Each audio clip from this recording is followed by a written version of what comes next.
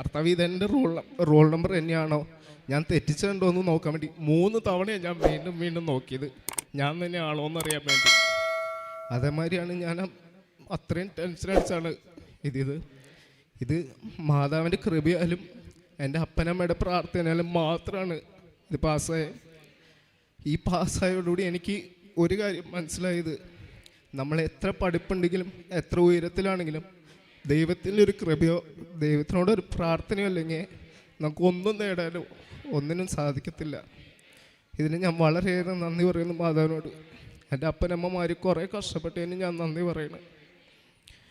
ഇത് കാരണം ഇനി ഞാൻ പരമാവധി ദിവസവും എനിക്ക് കുർബാനയ്ക്ക് പോകാൻ പറ്റുന്ന സാഹചര്യമെങ്കിൽ കുർബാനയ്ക്ക് പോവുകയും കുടുംബത്തിലുള്ള പ്രാർത്ഥന ദിവസവും സന്ധ്യാപ്രാർത്ഥനയുണ്ട് കുടുംബത്തിൽ, അതിനകത്ത് പങ്കെടുക്കാനായിട്ട് എനിക്ക് എപ്പോഴും അലസതയും മടിയാണ്.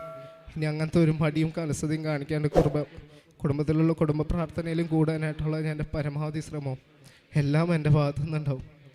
ഇതിനെല്ലാത്തിലും എൻ്റെ മാതാവ് മാത്രം എന്നെ സഹായിച്ചാൽ മതി എൻ്റെ മുന്നോട്ടുള്ള ജീവിതത്തിൽ. നന്ദി.